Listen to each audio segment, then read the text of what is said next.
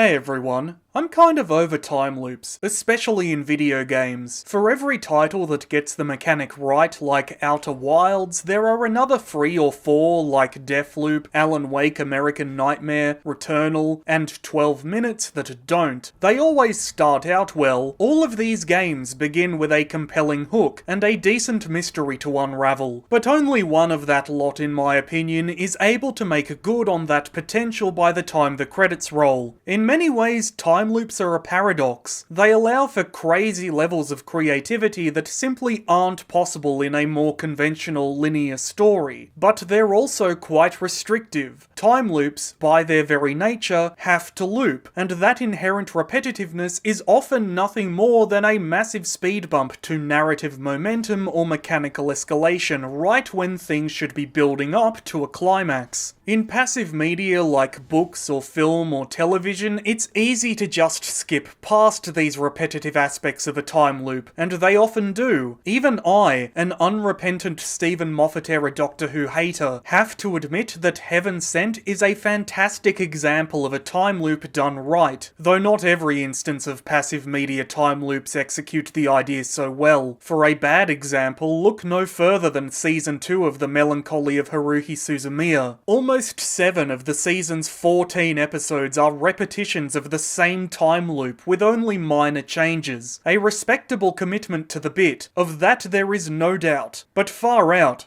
What are you doing? It's a sort of temporal grind that is honestly quite reminiscent of the mechanical pitfalls many time loop-based video games stumble right on into without a second thought. The constant catch-up to gather all the items you had before and recreate the progress you achieved prior to the loop reset, to say nothing of how often certain events must be completed before a certain amount of time passes. Another kind of game mechanic that I'm really just not a fan of. Time restrictions in video games stress me out. And yes, I do arrive to appointments 30 minutes early in real life. I don't see what that has to do with this conversation. My point is, scheduling is stressful enough at the best of times, and when I sit down to play a video game, that's just not the sort of tension I'm looking for. I love a good mystery, and time loops are a great way to introduce one, but having to go over the same steps again and again and again just gets boring after a while. So it is with great relief that I can say Grunn not only gets its time loop right, it might actually be the new gold standard for me. Developed and published by Sock Pop Collective, but specifically the baby of Tom van den Boogaard, and released to critical acclaim in 2024, Grunn is just an ordinary little indie game about gardening in the Dutch countryside. Nothing more to it than that. Nope. Nothing weird going on here.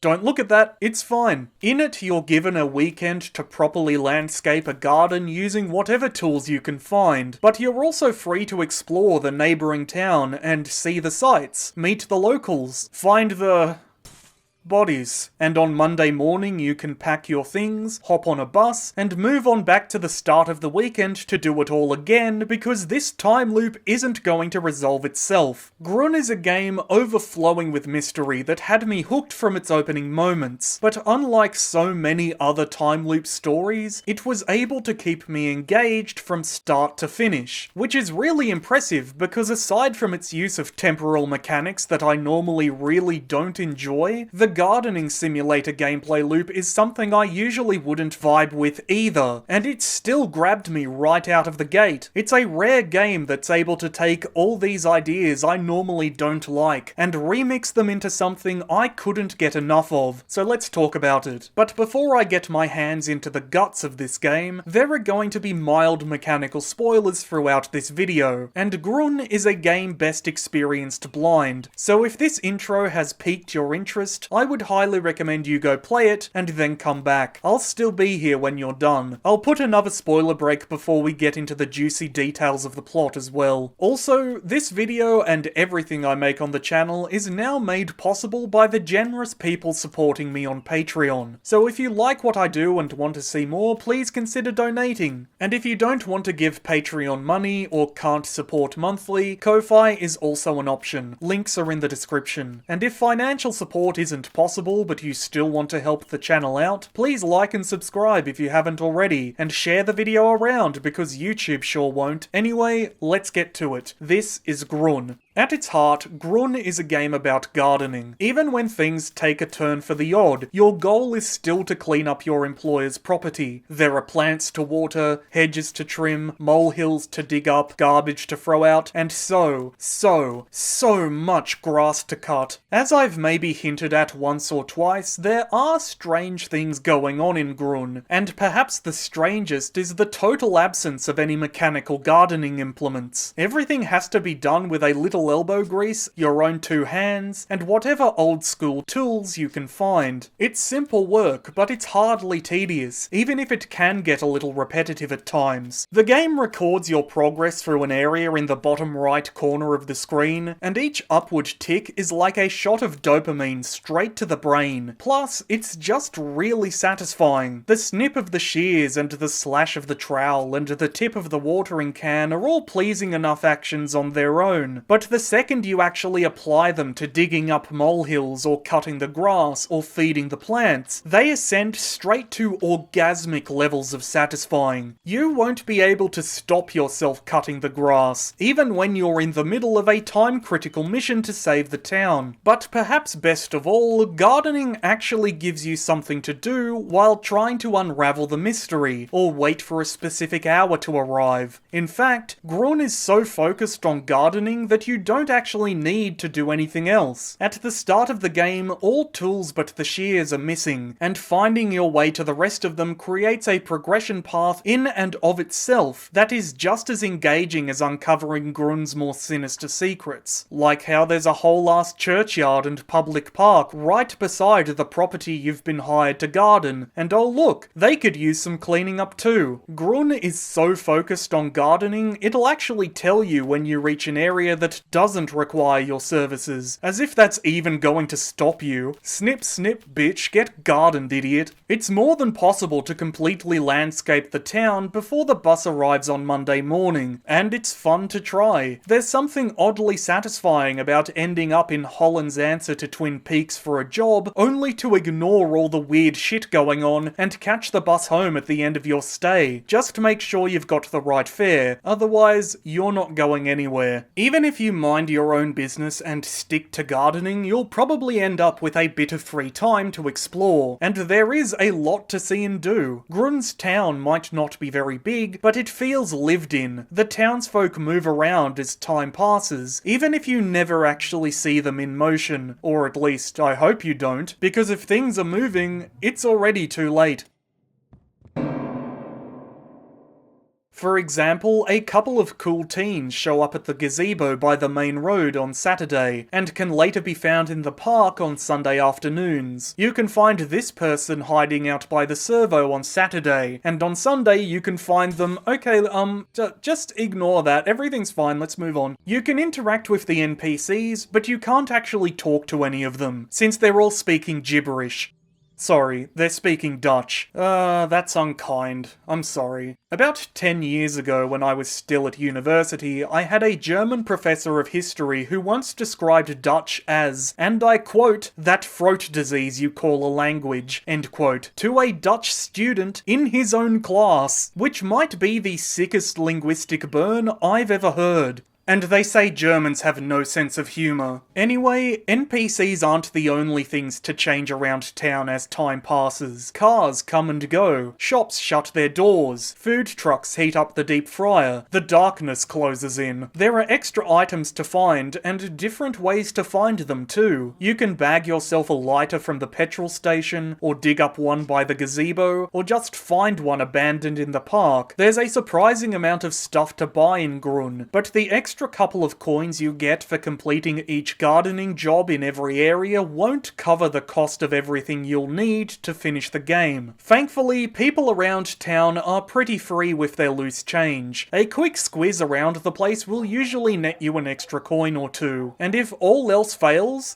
there's always vandalism. Gnome me genau, you piece of shit. The hammer isn't just good for smashing gnomes either. A good whack will open doors for you too, among other things. And no school band would be complete without a trumpet. This is the trumpet's one and only use. Don't question me. It's all very charming and easy to use, but the inventory is also the source of my one mechanical criticism. Swapping between items too quickly can sometimes result in the wrong item being used, but it's just a nitpick. It certainly didn't ruin the game for me. And if all that still leaves you unsatisfied, Grunn gives you a whole series of mysteries to solve in the form of these Polaroids. These are among the only hints you get when it comes to unlocking the deep dark secrets of Grunn's quiet little town, and you stumble across the first of them right at the start of the game, in one of the most effective, simple tutorials I've seen in a while, and all without a word of exposition too. These things are just as fun to find as they are to resolve. Stumbling across one usually means you're going in the right direction, and completing them usually nets you a reward that puts you one step closer to your goals. Some of them are as simple as looking behind your shack to find a paddle, but others are so complex or inscrutable that just having the Polaroid makes solving them harder, like this one. Figuring out what this motherfucker wanted from me was almost as hard as figuring out how to find the damn computer in the first place. But boy was it satisfying when it finally all clicked together and I worked it out. Grunn had so many fantastic aha moments when a series of Polaroids clicked together to unlock some huge shortcut or new hidden area. Like with the gardening, it just feels good to go through them all. Even on repeat attempts. They don't just keep track of your progress through the game overall, they keep track of what you've done in each individual run, which was an absolute lifesaver. There are 41 in total, but you can only complete an absolute maximum of 31 during each playthrough, because 11 are individual endings, most of which involve your horrible death. There is a surprising number of ways to die in Grunn. Get mauled by a dog, let yourself drown, cut too many white flowers in the churchyard, be consumed by darkness, be consumed by light, the list goes on. But one thing you'll never die of is boredom. Call me the Dutch language because that segue was sickening. That's still unkind, I'm sorry again. One of the biggest issues I have with most time loop games is the eventual decline of narrative or mechanical momentum. The second it becomes a grind, going over the same events again and again, making subtle changes to try and brute force the next stage, I just lose interest. But each and every one of the Polaroids is just enough of a nudge in the right direction to keep you on track, without completely giving the game away on what you're meant to do next. They're the only things you don't lose between runs, and they're one of the best hint systems in a mystery game I've come across. Even when I did get occasionally stuck, I never felt compelled to look up a guide, the death knell of any puzzle or mystery game, and the combination of the Polaroids, along with all the extra stuff you're free to do, are a big part of that. It also helps that the loop is so long. The whole thing takes around an hour to complete. It doesn't seem like a lot at first with how quickly the clock starts to move once you cross the bridge by the bus stop, but like everything else in the game, it feels perfectly balanced to give you just enough time to get through everything in a single run without feeling too restrictive. And I haven't even brought up all the other stuff you can do too. Grunn is overflowing with weird shit to discover, and I'll leave most of that up for you to find yourself, but I will say this: if you do find yourself waiting for a certain time with several hours to spare, you can always take a break at one of the benches around town. And why not? The scenery's lovely. Grunn has a very satisfying art style that stands at odds with the weirdness hiding just below the surface. Everything is a little blocky and a little pixelated, but not in a low fidelity way. It feels like a very deliberate choice, as though it's trying to evoke the simple shapes and smooth lines of cozy classic cartoons. Everything in the game is very pleasing to the eye, from the townsfolk to the terrain to the snip-snip of your shears to the little village itself. The colour palette might seem muted at first, but as the weather changes and you explore more of the town, it can get quite vibrant, even after the sun's gone down. Even overgrown and covered with garbage, the environment has a sort of beauty to it, but it becomes downright picturesque once you've cleaned the place up, which, again, serves to create a contrast between the mundane and the supernatural. Whenever you stumble your way out of normal, everyday reality, whether intentionally or by accident, there's always a visual dividing line that lets you know instantly that you've reached the bottom of the garden. Sometimes Grunn creates that contrast through impossible physical spaces, or a stark shift in colour palette, or sudden changes to lighting, but it's always there. That visual dividing line exists between Grunn's human beings and, the things that only look like human beings too. All the NPCs have distinctive looks and silhouettes that set them apart and make them easy to recognise across encounters, but one glance is all it takes to know which of them do not belong in this plane of existence. It's a subtle difference, only a very slight deviation from the rest of the art style, but it works to create a sense of uncanny valley with these specific NPCs, and only adds to the undercurrent of unease running throughout the entire game. It's so effective that this is one of the only games I've ever played not to bother me with its use of chromatic aberration. Yeah, it's that good. The same result is achieved through the sound design. In contrast to the stylized, cartoony look of the game, Grunn's audio work skews toward realism, at least, you know, when you're not talking to people. Your tools are all sleek and satisfying.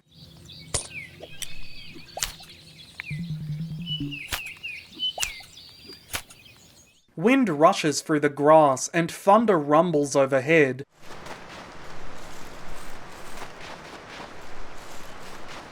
Musical instruments honk and crash.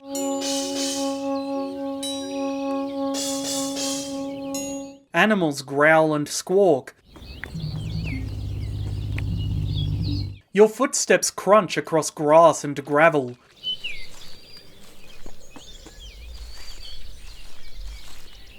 The trumpet even changes pitch depending on where you aim it.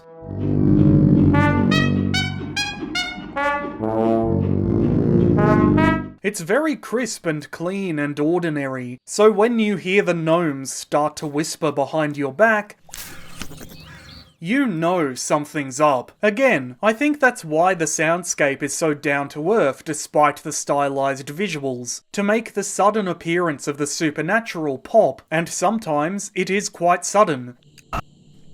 Grunn isn't afraid to hit you with jump scares, be they your classic scare called shock, or these absolute fucking bastard things that hit you out of nowhere when you're just trying to garden. You think I don't know you put that shit in to make me flinch and cut the wrong flowers? I'm onto you, Vanden Boogard. I know your secrets. I'm in your walls. Those scare chords are also among the only non-diegetic music the game has. Most of the soundscape is just a general small-town ambience, though you will sometimes hear the odd ominous drone if you stay out too late. And what little music is in the game is pretty good. It's just not very intrusive. And honestly, why would you want to listen to music when you get to hear this instead? Oh yeah. What the fuck? The audio visuals never quite reach the level of other cozy cartoon games like Animal Crossing or Stardew Valley. Grunn's world just feels a little too haunted for things to ever crest that hill, but it can certainly be beautiful, which I think comes down to clever use of lighting and shaders. The way the sun hits the grass through a clear sky at midday, or the streetlights shine through the darkness at night, really captures a mood, really evokes the feeling of being out in the garden doing work for hours on end. Even when the game broke, it did so in a pretty way. I have no idea how. Maybe I was moving between areas a little too quickly, but at one point this white streak appeared on the left side of the screen and refused to leave. It persisted into the main menu too, but was gone after I restarted the game. It almost feels like a watermark or a filter or something, but it certainly wasn't ugly. The same can't be said of the few other visual glitches I caught, like how you can sometimes catch glimpses of unloaded areas through open doorways if you pass through town too quickly. But as always, that's just a nitpick, it's not a huge deal. Grunn is just as clever with its writing as it is with its presentation. Most of the game's story is communicated without any dialogue at all, a reflection of the fact that the player character can't speak the local language. The owner of the property leaves a bunch of instructions, and you can interpret signs or flyers posted around the place, but that's about it. Grunn does get a little more chatty the deeper down the rabbit hole you go, albeit still entirely through text, but for the most part, it uses environment and tone to tell its story. For example, certain townsfolk have small tales you can follow over the course of the weekend, none of which you have much control over, and none of which have particularly happy ends. And for how mundane the town seems to be on the surface, it's easy to stumble across something otherworldly without even really trying. You can encounter supernatural entities that range from mischievous to outright hostile, and the game does a great job of conveying that these things were present before you arrived, and will still be there after you catch the bus out of town and move on. Thin though the town's layers of history may be, when combined with the minimalist storytelling, they go a long way in selling Grunn's world as real and lived in. But where the game's narrative is strongest is in the things it decides to leave unanswered. So many video game worlds feel like they pop into existence the moment you hit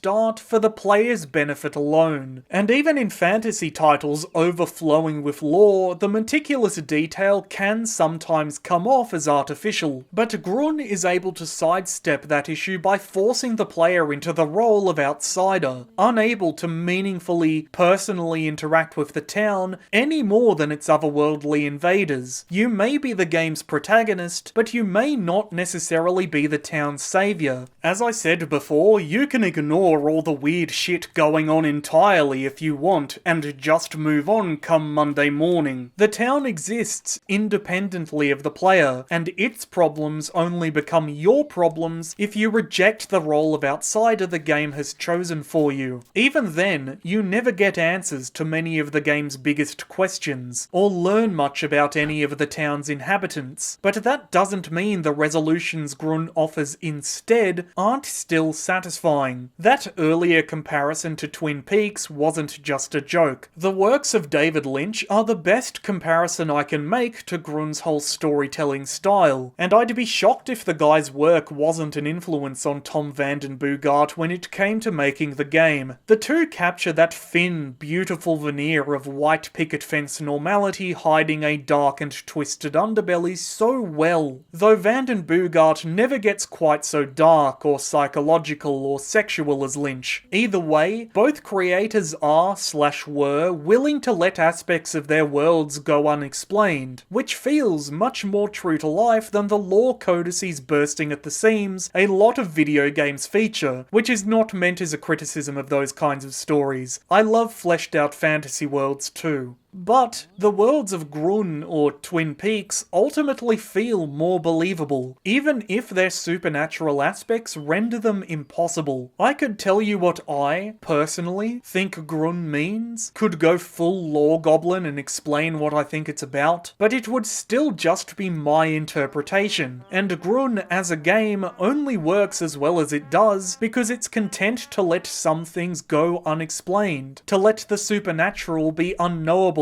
and inscrutable, to let a language barrier prevent you from ever knowing the town the way a local might, and that rejection of even surface level familiarity with the world and its inhabitants is another big reason why Grunn's time loop stands above so many other examples of the mechanic, possibly even Outer Wilds. Grunn remains a mystery from start to finish. You can wipe your hands of all that supernatural shit and walk away, or get into the weeds and save the day, but you can never fully understand what you've stumbled into, and I love that. Fortunately, the few answers Grunn does provide are pretty engaging, so if you don't want to learn about all the nasty stuff going on under the town's picturesque surface, go to here.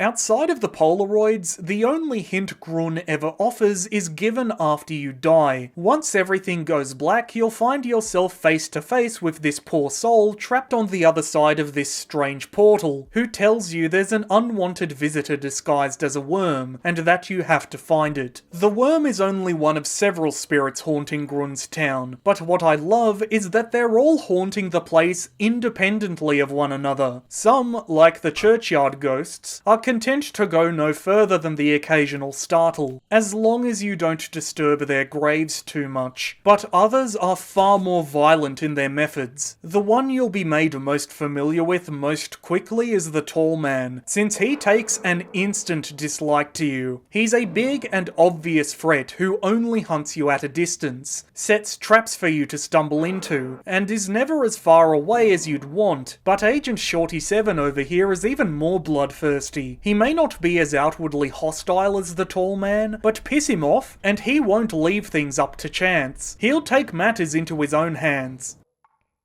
I need to use the bathroom.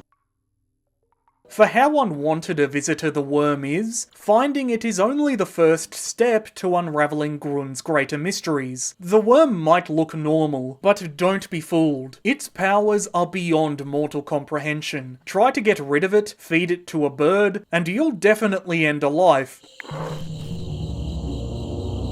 It just won't be the worms. It does get you access to the mysterious portal though, and it's there the mysterious man gives you your actual goal. The mysterious man is in fact the owner of the house you're landscaping, whose interest in the occult got him a one-way ticket to the Shadow Realm, and in order to make it back home, he needs you to perform a ritual. You have to find and exorcise the spirits around town, then find a way down to the crypt underneath the church to set their totems in place and open the way between worlds. You don't need to exorcise every spirit in town. There are only 4 required for the ritual, including Beanpole and Baldy. It's figuring out how to deal with them that's the hard part. What's fun is that the optimal route actually pits a couple of them against one another in a roundabout sort of way, which is very satisfying given how easily they run rings around you the rest of the time. Of course, once you get all 4 totems and find a way down to the crypt underneath the church, the ritual turns out to be a trick, which shouldn't come as that much of a surprise given how ever so slightly demonic the owner is whenever you meet, but it's still the only way forward. Anyway, turns out the mysterious man isn't the owner, but a demon far more powerful than any other spirit you've faced, one capable of destroying the world in less than 10 minutes, unless you can find a way to kill it. Thankfully, the ritual did also release the soul of the actual owner from wherever it was trapped, and he instructs you to go get the cool magic sword in his attic and kill the demon. He might stay trapped as a spirit, but at least he'll undo the mistakes his dabbling in the occult caused. If you keep your wits about you, you can find a way to save the owner as well. You can even find a way to get rid of the worm once and for all. But if you arrive to the battle with the demon unprepared, the whole fight can end before it's even begun. And if you have done the proper preparations, it's even less of a fight. Hit him once, and that's it. He doesn't even move from his little gremlin crouch outside the house.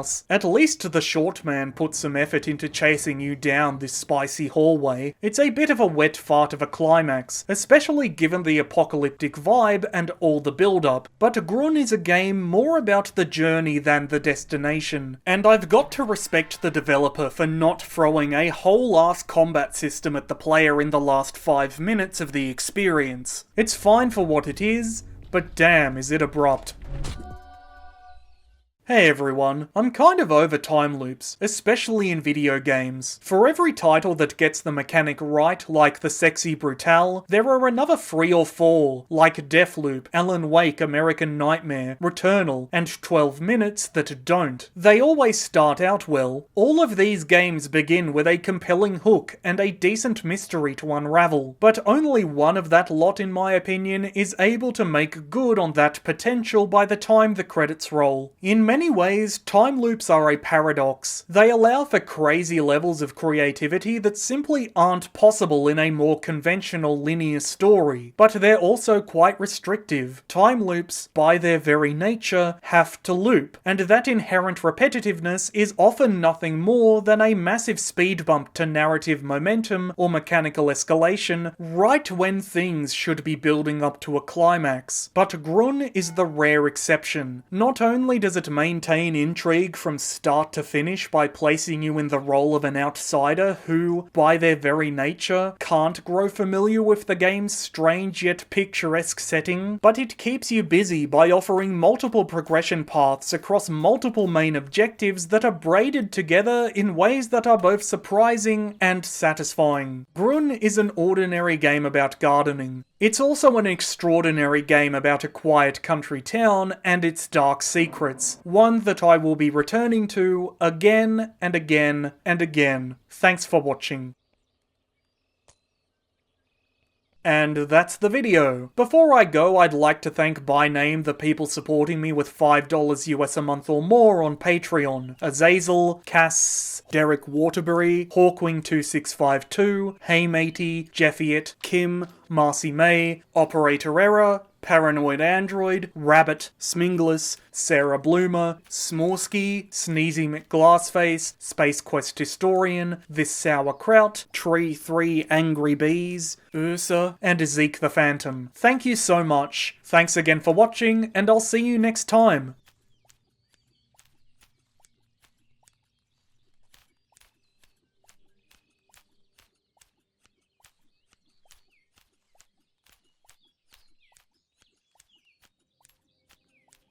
On today's menu, Snurt.